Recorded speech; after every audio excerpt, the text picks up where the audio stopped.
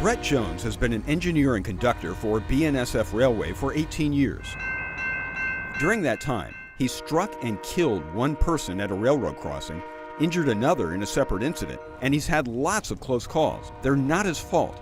Jones remembers the day when the driver of a dump truck didn't see his train. That driver died. You know, it's real upsetting because he wasn't that old. I think he wasn't even 50 yet so it's just, unfortunate to have somebody, just because of a little lack of attention or, whatever, just because there's no way that we could have stopped in time. Jones took us for a ride on two 135-ton locomotives in Birmingham.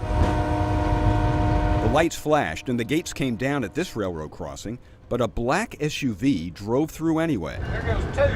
At another crossing, two cars, including a taxi, tried to beat the train.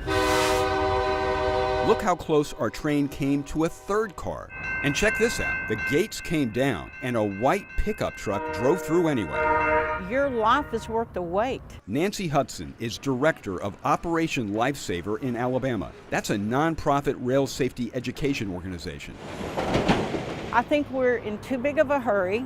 We've got a lot on our mind. We're distracted by things either inside the vehicle or our cell phones. This is the 49 curve here. This is where we get onto the Norfolk Southern tracks. Brian Schaefer has been a special agent for BNSF Railway for 16 years. He's pulled over more than 1,000 people for running rail crossings.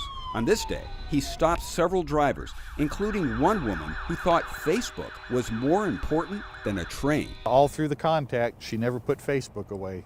That was her priority. Not the railroad crossing, not the police officer that pulled her over. Facebook was her priority.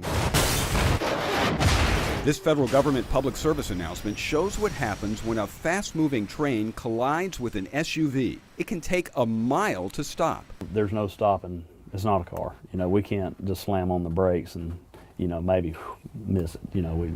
Most of the time it's out of our hands after we do everything we can do.